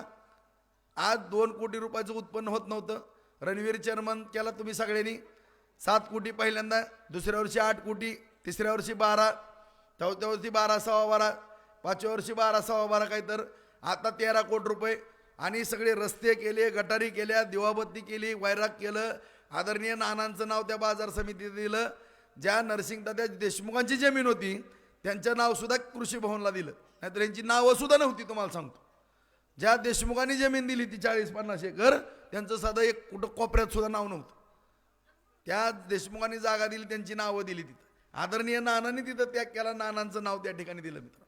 आणि अशा पद्धतीनं बाजार समिती चालू की सौर ऊर्जा असेल, वेअरहाऊस केले, 2 कोल्ड स्टोरेज केलेत. आपल्याला आणखीन तिकडं 5 आणि इकडं 5 असे 10 कोल्ड स्टोरेज होणार आहेत. इतकी सुंदर बाजार समिती केली. आता शेतकऱ्याला जर काही तिथं माल तारण कर्ज असेल 12% बाहेर आहे, 6% आपण कर्ज देतो. आता 5 कोटी रुपये दिलेत त्या ठिकाणी. आणि त्या ठिकाणी बाजार समिती इतकी छानपैकी आपण चालवली.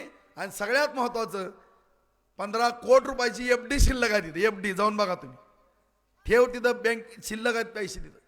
मग हे काय झालं, आम्हाला तिथं आपण आमचीच बदनामी करतात, हे ह्याचा गाळा काढून घेते त्याचा गाळा काढून देते. अरे गाळे तुम्ही दिले कुणाला, कुणाला दिले होते गाळे, व्यवसाय करणाऱ्याला दिले होते का गाळे. तुमची बगल बच्ची चमचेगिरी करणारी त्यांना तुम्ही गाळे दिले. त्यांनी गाळा द्यायचा 10,000 आणि 20,000 आणि 25,000 रुपये वर्षाला भाड्यानं. काय करायचं आहे त्याला, 50,000 रुपये भाडं वर्षाला, आणि त्याचे गाळ्या काय ठेवायचं कारण आहे. घेतले निमे गाळे काढून तुम्हाला सांगतो. आणि रानात मिरच्या लावणारी किंवा मिरच्याला पाणी देणारी, मिरच्या तोडणारी पोरं, टमाटेवाली पोरं, बटाट्यावाली पोरं, सगळी रानात काम करणारी पोरं तिथं निहिलीनं आडते बनवल्यात. 500 कोटी रुपये त्या बँकेचे त्या ठिकाणी वाटल्यात बाजार समितीत. तुम्ही बघा जाऊन तिथं सगळ्या बँकांचे काय वाटले. ह्यांचं 2 आणि 3% सावकारकी होती पहिली. माहिती घ्या तुम्ही. सगळे पैसे व्यापाऱ्यांना 2% आणि 3% होते. सगळ्या व्यापाऱ्यांना म्हणलं काळजी करा नका, सगळ्या बँका उभा करतो. 500 कोटीहून पुढं किती आकडा मला पण माहीत नाही. सगळ्या बँका तिथं नेल्या आणि बँकातनं त्या ठिकाणी सगळ्यांना 1% कर्ज दिलं. आणि सगळी शेतकऱ्याची. आता कांद्याच्या बाजारात जाऊन बघा, कोण आहे ती पोरं, ती काय त्यांचं बाप आजोबा पंजोबा काय व्यापारी होता का. सगळी रानातली पोरं नेली तिथं व्यापारी केले ती. म्हणजे तुम्हाला पोटात एवढं दुखतं का. शेतकऱ्याच्या किंवा कुठल्या मजुराच्या पोरांनी व्यवसाय केला तर तुमचं पोट दुखतं का. तुम्हाला डबे देणारीच माणसं लागतात का, भाडं वसूल करणारी. आणि माझी बदनामी ह्यानी गाळे काढून घेते, गरज नाही. तुम्ही गाळे बंदच होते, 400 मधले गाळे 150 चालू होते. नव्यानं परत पोरं त्या ठिकाणी आणली सगळी खेड्यापाड्यातली. बघा तुम्ही ती पलीकडली नवीन लाईन, तर दुनियाची आवक असते तिथं. 25-25, 30-30 तालुक्यातनं माल येत आहे तिथं आता. आणि अशा पद्धतीने बाजार समिती माया नावानं ओरडत बसतात. आज त्या बाजार समितीमध्ये गाळा नाही एक सुद्धा कोणाला घ्यायला म्हणलं तर. नवीन गाळे आपण त्या जनावरांच्या बाजारामध्ये आता तिथं प्लॉट पाडलेले आहेत तुम्हाला सांगतो. अशा रीतीनं वैरागची सुद्धा बाजार समिती कशी केली. आज कोल्ड स्टोरेज आपण केलेले आहेत, उद्या पानगावला सुद्धा द्राक्ष होणार आहेत. आणि ज्यावेळेस तुम्ही मनुके करणार आहेत त्यावेळेस तुम्हाला सांगलीला आणि पंढरपूरला जायची गरज पडणार नाही त्या ठिकाणी. कारण ते मनुके आपण वैरागच्या त्या ठिकाणी कोल्ड स्टोरेजमध्ये ठेवणार आहेत, बार्शीच्या ठेवणार आहेत. आणि सगळे सांगलीला आणि पंढरपूरला जे व्यापारी येतात किंवा त्याचे लिलाव होतात ते लिलाव ह्या बार्शीच्या वैराग उपबाजार समितीमध्ये काढलेले तुम्हाला दिसतील. आणि सगळे व्यापारी इथं बोलवायची जबाबदारी माझी असेल. आज चिंचुक्याचा सुद्धा बाजार तुम्ही बघा, 4 चिंचुक्याच्या मिल आहेत मोठ्या, 6 राज्यातनं माल येत आहे, त्यांना GST मोठ्या प्रमाणामध्ये लागला होता. केंद्र सरकारकडनं, कराड साहेबांकडनं, राणे साहेबांकडनं, केंद्र सरकारकडनं GST मी माफ केला, ते कारखाने वाचवले. त्यामुळं आज एवढे मोठे कोट्यवधी रुपयाचा टर्नओव्हर होणारे 4च्या 4 उद्योग टिकले. आज दिलीप गांधीला त्या ठिकाणी सहकार्य केलं. दिलीप गांधी सारखा एक त्यांच्याबरोबर 20-25 वर्ष माणूस होता, व्यापारी होता. गांधीला सहकार्य केलं. गांधी मालक तुम्ही काळजी करू नका, आम्ही तुमच्याबरोबर, आमचा परिवार आहे म्हणलं. तुम्ही या ठिकाणी सोयाबीनचा प्लॅन टाका. 500 टनाचा प्लॅन टाकला. 200 कोटी रुपयाची गुंतवणूक केली मित्रांनो तिथं. आणखीन ही 3 व्यापाऱ्यांना मी त्या ठिकाणी चर्चा चालू आहे. आणखीन 3 प्लॅन्ट आपण बार्शीमध्ये त्या ठिकाणी टाकण्याचा प्रयत्न करतोय, लवकरच ती पण पडते. मग या ठिकाणी मला एवढंच सांगायचं की पाण्याच्या बाबतीमध्ये आपण गांभीर्यानं काम करतो, उद्योग व्यवसायाच्या बाबतीमध्ये गांभीर्यानं काम करतो, सार्वजनिक सगळ्या सुखसोयीच्या बाबतीमध्ये आपण सातत्यानं काम करतो. आज तुम्ही सगळं बघा, ही काम करत असताना मी काय निवृत्ती महाराजाचं कीर्तन करत नाही, परंतु तुम्ही सगळ्या गोष्टी या ठिकाणी बघा, तुमच्या डोळ्यासमोरच्या गोष्टी आहेत. सोलापूर रोड होता का पहिला 2 तास लागायचे, कंबरड मोडायचं. आज उस्मानाबाद रोड झाला. आज त्या ठिकाणी लातूर रस्ता खड्ड्यामध्ये झाडं लावायची, तो लातूर रस्ता झाला. आपल्या आई जगदंबेला जाणारा तुळजापूरचा रस्ता 250 कोटी दिले, ते रस्त्याचं काम चालू झालं. बार्शी शहरातले Solapur road, Alipur road, Upalai road, 422 road, Paranda road, Pimpalgaon road, Agalgaon road, ह्यांच्या दारातला सुद्धा रस्ता किती गुळगुळीत आहे बघा. ह्यांच्या दारातला सुद्धा रस्ता आपण केला. आज बागा केल्या सगळ्या, भगवंत मैदान केलं त्या ठिकाणी. आज आपल्या छत्रपती शिवराय जे आपला आदर्श आहे मित्रांनो, त्यांची सुद्धा शिवसृष्टी केली. बघा तुम्ही कशी दिसते ती नगरपालिकेपुढं, किती छान दिसतंय. रोज 400-500 जण फोटो काढायला जातात. किती माझ्या राजांचा पुतळा वगैरे किती दिमागात उभा केला त्या ठिकाणी. 25 वर्षाची मागणी होती, ती सुद्धा पूर्ण केली. आज या गावामध्ये सुद्धा माझे शहीद सैनिक आहेत, त्यांचं सुद्धा किती 4 आहेत. या गावामध्ये फार मोठी परंपरा आहे सैनिकांची. आज आपण त्यांच्या जीवावरती मित्रांनो, ते बॉर्डरवरती लढतायत म्हणून आज आपण त्यांच्या जीवावरती या ठिकाणी सुखासमाधानाने झोपतो. त्यांची आठवण व्हावी म्हणून महाराष्ट्रामध्ये तालुका प्लेसला पहिलं शहीद स्मारक त्या ठिकाणी केलं. तुम्ही जाऊन बघा किती सुंदर आहे. सगळे माजी सैनिक त्या ठिकाणी कुटुंबासहित त्या ठिकाणी आले होते. आणि विशेष म्हणजे पाकिस्तानच्या युद्धामधला रणगाडा सुद्धा नगरवरनं आणला, त्या ब्रिगेडरला सुद्धा चांगलं वाटलं. ह्याला एक आमदार किती तळमळीनं काम करतंय. शहीद स्मारक किती मध्यवर्ती जागेमध्ये किती सुंदर आहे, तिथं जाऊन बघा. आज तो आदर्श माझ्या तरुण पिढीला, कारण अकॅडमी 16 चालू आहेत आपल्या बार्शीमध्ये. सगळ्याला वाटलं पाहिजे मी सैन्यामध्ये गेलं पाहिजे, मी पोलीस दलामध्ये गेलं पाहिजे. तो आदर्श एक तरुणांसमोर ठेवण्याचं काम त्या ठिकाणी केलं. आज मुस्लिम समाज पण या ठिकाणी असेल, त्यांना पण सांगतो मित्रांनो, तुम्हीही बघा जाऊन. आज नाईकवाडींचा ईदगाव होता. प्रत्येक पैगंबर जयंतीला किंवा ईदला नमाजाच्या निमित्तानं मारामाऱ्या व्हायच्या सुन्नी आणि तबलिकीमध्ये. कधी वाद मिटवला नाही 40 वर्षामध्ये ह्या महाशयाने. ह्याच्या दारात वाद जायचा. माझ्यासमोर वाद आला 2-3 वेळेस. मी विचार करत होतो की ह्याला मार्ग काय काढायचा. 422ला 1 एकर जागा दिली, तिथं एक ईदगाह सेपरेट केला. सुन्नीवाले तुम्ही इकडे करा, तबलिगीवाले तुम्ही इकडे करा. 2 ठिकाणी आज नमाज पडली जातात. सगळ्या मुस्लिमातली भांडणं सुद्धा मिटवली. आज कुठलंही भांडण नाही. आज माझ्या दलित समाज बांधवांच्या बाबतीमध्ये त्यांची पण मागणी होती की बार्शीमध्ये बुद्धविहार करायचं. त्याला सुद्धा नागपूरच्या धर्तीवरती सुंदर एक प्रतिकृती इतकी छान बनवली. त्या ठिकाणी 1 एकर 10 गुंठे जागा दिली, गार्डन आणि बुद्धविहार. सुंदर असं डॉक्टर बाबासाहेब आंबेडकरांची आठवण किंवा बुद्धांची आठवण म्हणून बुद्धविहार त्या ठिकाणी करतोय. कोर्टाच्या समोर त्या ठिकाणी नवीन जी कोर्टाची इमारत आता चालू आहे त्या ठिकाणी करतोय. सगळ्या समाज बांधवाला सभागृह दिली. 8 गुंठे जागा, 10 गुंठे जागा, जेवढे समाज माझ्या पुढे आले 75-80% या तालुक्यातल्या समाजाला त्या ठिकाणी सभागृह दिली. त्यांची छोटे मोठे कार्यक्रमाने सगळ्याला बरोबर घेतलं. आणि सगळ्यात विशेष म्हणजे तुम्ही तिथं लिंगायत स्मशान भूमीचं सुद्धा डेव्हलपमेंट 2.5 कोटी रुपये तिथं मी दिले. कधी ह्यांना लिंगायत समाजाचा सुद्धा इसर पडला होता. लिंगायत कोष्टी, लिंगायत तिली, लिंगायत गवळी या सगळ्याला सभागृह तिथं दिली, जागा दिल्या. आगळगावला लिंगायत समाजाला सभागृह दिलं. कधी मी कुठला जातीवाद केला नाही. आणि अशा रीतीने या ठिकाणी प्रत्येक समाजाला बरोबर घेऊन काम करण्याचा त्या ठिकाणी प्रयत्न केला. आज कोर्टाच्या बाबतीमध्ये सुद्धा इथं वकील मंडळी बरीच आहेत. किती वर्ष ती पाखरं कशी हाकते ती वरनं बघितलं कोर्टात. येतं किती जण जाते ती कोर्टात. हळू त्या वकिलांना सुद्धा बसायची पंचायत. म्हणजे इतकी दुर्गंधी तिथं, घाण घाण. त्या कोर्टाची इमारत 25 वर्षापासून तशीच पडली होती. ITच्या समोर आता जवळपास 80 कोटीची इमारत, इथे 120 कोटीची इमारत आहे. मला सुद्धा आकडे कळत नाहीत, आता डोक्यातच राहिले. बघा तिथं इमारत आणि 3 तालुक्याचं ती कोर्ट आहे, माडा, करमाळा आणि बार्शी. किती सुंदर त्या ठिकाणी इमारत व्हायला लागली. तुम्ही तिचं डिझाईन वगैरे बघा.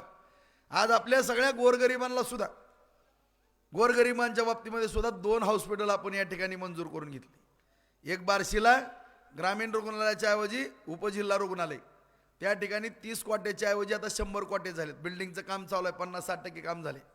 25 जणांचा स्टाफ होता, 5 डॉक्टर होते. आता नव्यानं 25 डॉक्टर आणि 125 लोकांचा स्टाफ मंजूर केला आहे. त्यामध्ये MRI, CT स्कॅन, एक्सरे, सगळ्या तुमच्या रक्ताच्या वगैरे सगळ्या चाचण्याच्या मशिनी त्या उपजिल्हा रुग्णालयामध्ये असणार आहेत. कुठलंही ऑपरेशन राहू द्या, माझ्या शेतकऱ्याला गोरगरिबाला 1 रुपयाची सुद्धा फी लागणार नाही, मोफत उपचार त्या ठिकाणी. या आरोग्याच्या बाबतीमधलं काम, त्याला चिटकून 43 कोटीचं आणखीन एक क्रीडांगण मंजूर करून घेतलेलं आहे. माझे विद्यार्थी, माझे खेळाडू त्या ठिकाणी घडावे म्हणून. आज बसस्थानकमध्ये सुद्धा आपण गेलो, सगळ्याला वाटतं की बार्शी एवढी सुधारली, बसस्थानक का आपलं चांगलं नाही, त्याला सुद्धा 15 कोटी मंजूर करून आणलेत आता. बरोबर आहे, 15 कोटी इतकं सुंदर. आणि त्या 3 एकर जागेवरती बसस्थानक होणार आहे, शॉपिंग सेंटर होणार आहे सुंदर. आणि पुढं यशवंतनगरला 12 एकर जागा ठेवली त्या STच्या डेपो करता. ही लागती दूरदृष्टी. तुमची कुठली दृष्टी आहे मला तेवढी सांगा. संध्याकाळची दृष्टी ह्याच्याकडेच असते फक्त, आणि टांगटिंग ह्याच्याशिवाय तुम्हाला काय कळत नाही. उगा आमच्या नावानं खापरं फोडायची. अरे बंद करा. तुम्ही ह्या वयात तरी तुम्ही चांगला आशीर्वाद द्या. बरं दिला तुम्ही एकदा जगदाळे मामांच्या कार्यक्रमाला, कार्यसम्राट आमदार राजाभाऊ राऊत म्हणले, पण तुम्ही परत कुठनं बिघडले तुम्ही. इतकं काम करतोय, कधीतरी म्हणा ना बाबा, हाय राजाभाऊ राऊत यांनी काम केलं, थोडं तरी शाबासकी आम्हाला द्या. तुमच्या वयाचा आम्ही आदर करतो. मग तुम्ही जर आम्हाला काय बोलायला लागले तर आम्ही काय ग बसणार आहे का? आणि ह्या सगळ्या गोष्टी करत असताना आपण व्यक्तिगत कामात करता कुठं कमी पडलो तुम्ही सांगा. आज या ठिकाणी सरकार सुद्धा आपल्या मुलींना शिक्षण मोफत केलं का नाही? SCBCचं मराठा समाजाला शिक्षण मोफत केलंय.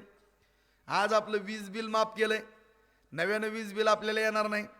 वस्तुस्थिती आहे, बरोबर आहे का नाही? सगळ्या गोष्टी आलं का बिल आता? आणि ह्यांच्या काळात मी सुरुवातीला आमदार झालो होतो. हे 2.5 वर्ष मुख्यमंत्री होते. 3,000 भरा नाही तर 5,000 भरा नाही तर कनेक्शन कट. डेपो तोडले का नाही कनेक्शन? कोणी तोडली? DP कोण तोडत होतं? DPवरची कनेक्शन ही तोडत होती. महाविकास आघाडीच्या सरकारमध्ये शेतकऱ्याचे वीज कनेक्शन कट करण्याचं काम केलं. आणि ह्या महायुतीच्या सरकारनं त्या ठिकाणी वीज बिल पूर्ण माफ केलं. नव्यानं बिल येणार नाही. आणि तुम्हाला आवर्जून जबाबदारीने बोलतो मी, नव्यानं केंद्र सरकारच्या मदतीनं 2 वर्षातलं मिशन आहे. 2 वर्षामध्ये 14,000 मेगावॉट लाईट तयार होणार आहे. 14,000 मेगावॉट सौर ऊर्जेवरती. जशी आता इथं तुमची 1,000 एकरावरती झाली ना, चालू आहे काम, तसं 14,000 मेगावॉट वीज सरकार तयार करते केंद्र सरकारच्या मदतीनं. कशासाठी करणार आहे माहिती आहे तुम्हाला? माझ्या शेतकऱ्याला रात्रीचं दारं धरायचं बंद होणार आहे. दिवसा लाईट देण्याचा निर्णय या ठिकाणी महायुती सरकारने घेतलेला आहे. 70 वर्ष झालं आपण रात्रीचे दारं धरतोय. आज जी लाईट कुठं कुठं आली, पहिली नव्हती, आता लाईट आल्यापासून आपण काय काय ठिकाणी दारी धरतो. किती दिवस झाले? आज ह्याच्यामध्ये बदल होतो. आज प्रत्येक स्तरावरती आज पीक विमा केवढ्यात भरतो आपण? 1 रुपया. आज ह्याच सरकारने केलं ना. 3 लाखापर्यंत व्याज आपल्याला नाही. आज कोरोना काळामध्ये जे अन्नधान्य होतं ते 2028 पर्यंत मुदतवाढ केलेली आहे. आज मुख्यमंत्री लाडली बहीण योजना या ठिकाणी दिली, 1,500 रुपये या ठिकाणी देत आहेत. ज्येष्ठ नागरिकांना 1,500 आहेत, त्याचं आता 2100 होणार आहेत. मुख्यमंत्री लाडली बहीणचे 2100 रुपये होणार आहेत. आज तुम्हाला सुद्धा 470 कोटी रुपये. तुम्ही पासबुक बघा या 5 वर्षातली. सततचा पाऊस, अतिवृष्टी, दुष्काळ, पीक विमा, फळबागाचं अनुदान, सगळा आकडा बघा तुम्ही कृषी खात्याकडनं घ्या. 470 कोटी रुपयाचं अनुदान आणून देण्याचं काम केलं. ती मोजाक दुष्काळात केला कन्वर्ट, परत मोजाक नाव होतं. आणि 470 कोटी रुपये तुम्ही पासबुक बघा बांधवानं तुमची, बघा तुमची. ह्याच्या अगोदर आले का? तवा दुष्काळ नव्हता का? होता का नाही? तवा सततचा पाऊस होता, तवा अतिवृष्टी होती. सततच्या पावसाचा जर कायदा झाला आपल्या बार्शीमुळं, ज्या पद्धतीनं आदरणीय नाना निंबाळकरांनी ज्यावेळी दुष्काळ पडला त्या गोडाऊनवरती गेले, 8 हुतात्मे झाले आणि लोकाला अन्नधान्य नाही याकरता रोजगार हमीचा कायदा झाला त्या ठिकाणी आणि तो देशाने उचलला. त्या धर्तीवरती सततचा पाऊस म्हणून मी पत्र दिलं, कारण 65 मिलीचा पाऊस झाल्यावरच आपल्याला नुकसान मिळत होतं पूर्वी, पण रोज 25, 20 मिली जर 5 दिवस पाऊस पडला तर तो 100 मिली असायचा, त्याला गृहीत धरलं जात नसायचं.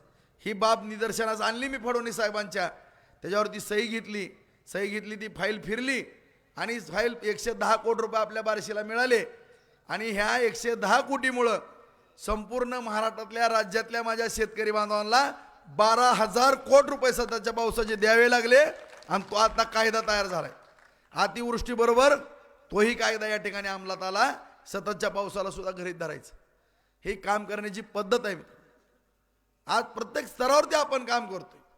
आज भविष्य काळामध्ये तुम्ही आठवत असेल, मी पत्रकार परिषद घेतलेली ज्यावेळेस मुख्यमंत्री लाडली बहीण योजना आली, पत्रकार होते त्यावेळेस सुद्धा आम्ही सांगितलं होतं की माननीय मुख्यमंत्री साहेबाला भेटलो, पत्र आहेत माझी दिलेली, काही करा पण शेतकऱ्याचं कमी जास्त सातत्यानं होतंय, त्यांच्या बाबतीमध्ये एकदा कर्जमाफीचा निर्णय घ्या. ते सुद्धा या जाहीरनाम्यामध्ये महायुतीनं कर्जमाफी करणार अशा पद्धतीची घोषणा केली आणि होणार पुढच्या या सरकार आल्याबरोबर. आज आणखीन कुठले निर्णय घ्यायचे मला सांगा बांधून. आज सगळ्या स्तरावरती निर्णय या ठिकाणी घेत असताना विरोधक या ठिकाणी टीका करतात.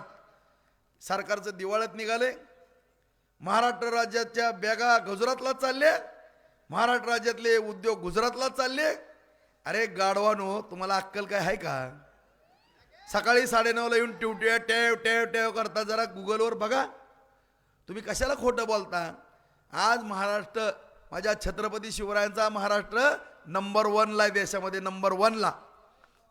आज तुम्ही माहिती घ्या, उद्योगधंद्याच्या बाबतीमध्ये राज्य 1 नंबरला आहे, GST देण्याच्या बाबतीमध्ये 1 नंबरला आहे, इन्कम टॅक्स देण्याच्या बाबतीमध्ये 1 नंबरला आहे आणि सगळ्यात विकास करणारं राज्य म्हणून महाराष्ट्र 1 नंबरला आहे. गुजरातचा 6वा नंबर आहे. बघा तुम्ही गुगलवर सर्च करा कुठलं राज्य कुठं किती पुढे आहेत.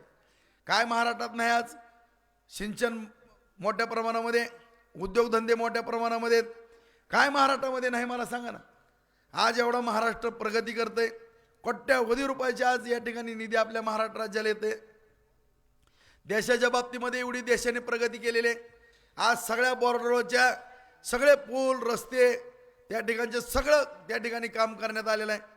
नॅशनल हायवे या ठिकाणी होत्यात, नवीन विमानतळ होत्यात, नवीन रेल्वे स्टेशन होत्यात, मेट्रो होत्यात, एवढे मोठमोठे प्रकल्प व्हायला लागलेले आहेत. आणि काय देशात 5वी अर्थव्यवस्था देश झालाय.